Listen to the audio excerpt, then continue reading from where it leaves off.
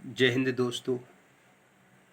आपको विगत हुआ कि हर परीक्षा में किसी न किसी विषय पर एक निबंध आवश्यक पूछा जाता है, जिसमें एक अति महत्वपूर्ण निबंध है दहेज प्रथा एक अभिशाप। दहेज एक सामाजिक समस्या है। तो आज हम लेकर चलते हैं आपको कि समाज में किस प्रकार दहेज से प्रताड़ित किया जाता है। तो उसके संदर्भ में आज बड़ा ही रोचक तरीके से हम इस निबंध को समझेंगे, जानेंगे और समाज में इससे फैली कुरीतियों को दूर करने का प्रयत्न करेंगे। तो आज हम देखते हैं इस दहेज प्रथा एक अभिशाप पर निबंध। तो चलते हैं, दहेज एक अभिशाप। तो अपनी पंक्तियों में कहा है, मीठी विष समान व्याप्त दहेज दानव ने, मीठी विष समान व्याप्त दहेज दानव ने, धन लोलुप हृदय विहीन दुष्ट मानव ने, मानवता के मुख पर कलंक का टीका जड़ दिया, निरंतर नहीं पड़ रहा फीका। एक बार इन पंक्तियों को पुनः रिपीट करेंगे। मीठी विष समान व्याप्त दहेज दानव ने, धन लोलुप हृदय विहीन दुष्ट मानव ने, मानवता के मुख पर कलंक का टीका जड़ दिया, निरंतर नहीं पड़ रहा फीका। इन पंक्तियों के साथ हम अपनी रूपरेखा की ओर। तो रूपरेखा में नंबर 1 प्रस्तावना, नंबर 2 प्राचीन काल में दहेज का स्वरूप, नंबर 3 दहेज एक कुप्रथा, नंबर 4 दहेज प्रथा के दुष्परिणाम, नंबर 5 दहेज उन्मूलन अभियान, नंबर 6 समाधान, नंबर 7 उपसंहार। तो नंबर 1 हमारा है प्रस्तावना। प्रस्तावना में क्या है?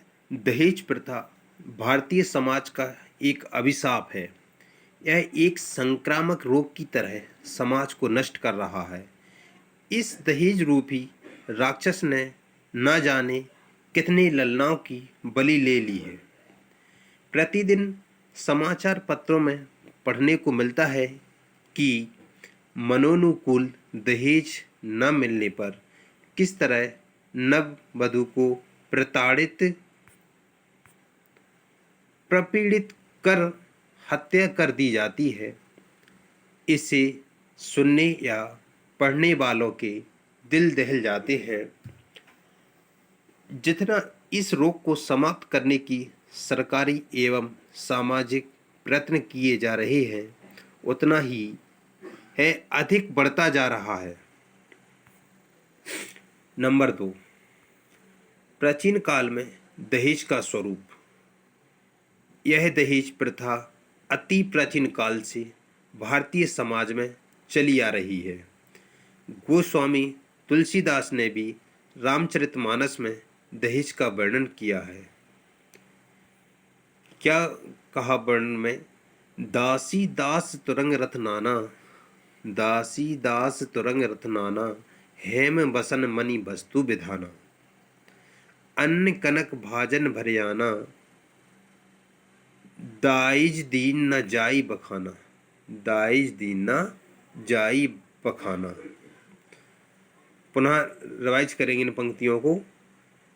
दासी दास तुरंग रथ नाना, हेम बसन मणि वस्तु विधाना, अन्न कनक भाजन भरयाना, दाइज दीन है न जाई बखाना।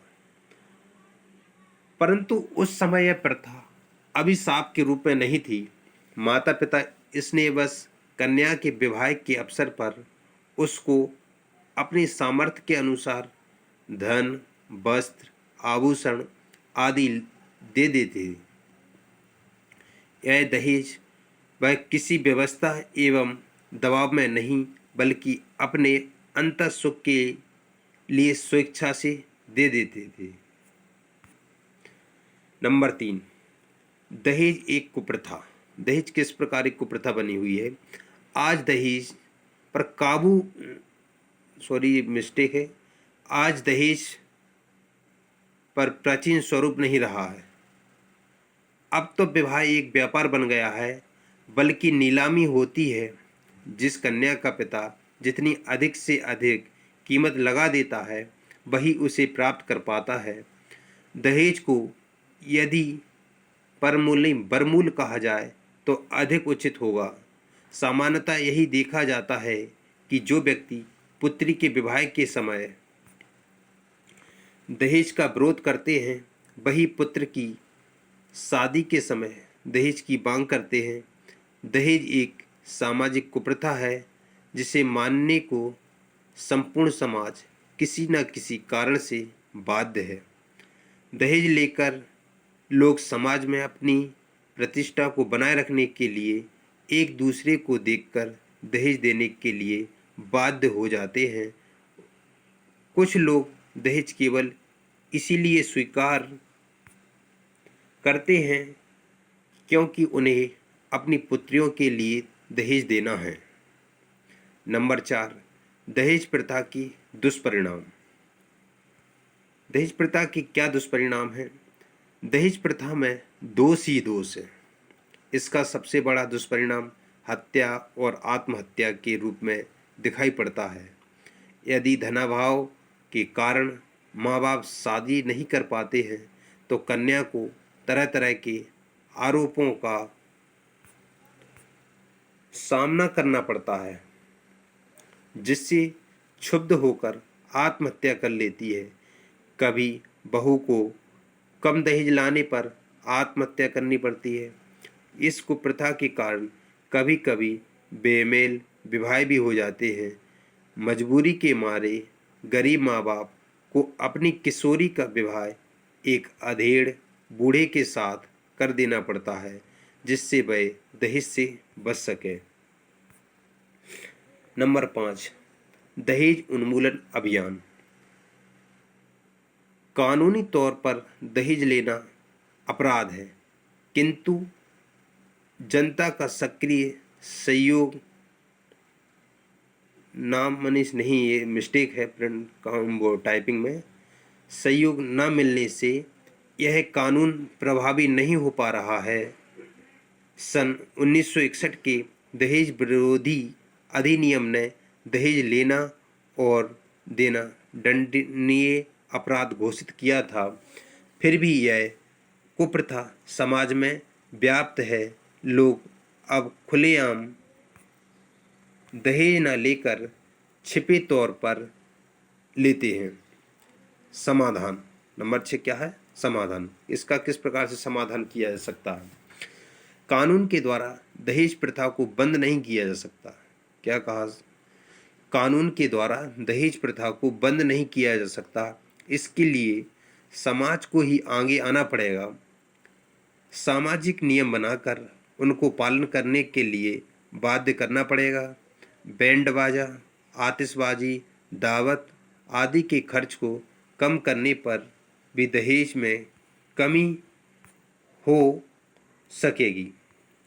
इस कुप्रथा को समाप्त करने के लिए पढ़े लिखे युवक युवतियों को आगे आना होगा। वह दहेज से शादी से साफ इनकार कर दे।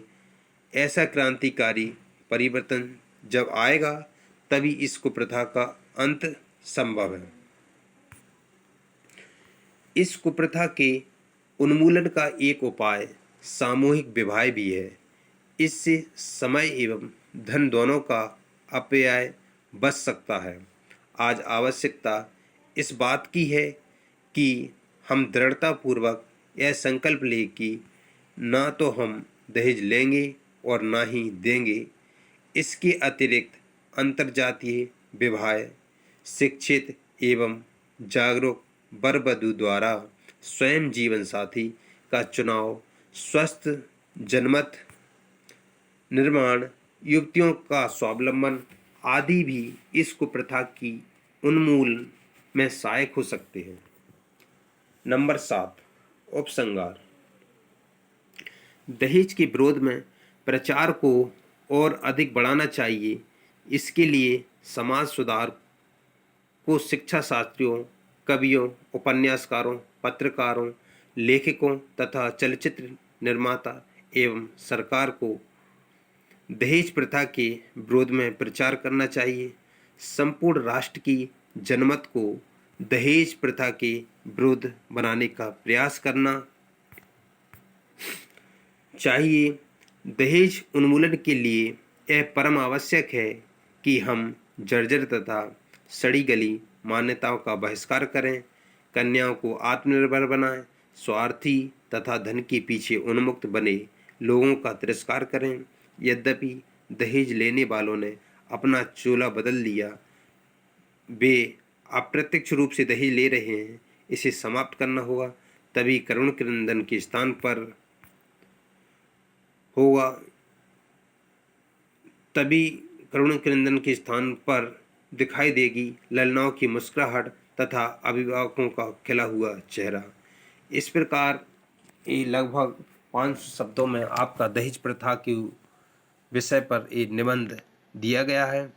तो आप बड़े ही रोचक तरीके से इसको लिखें अपनी नोटबुक पर और इसको याद करें तथा यह निबंध आपको हिंदी की परीक्षा में पूर्ण अंक प्राप्त कराएगा।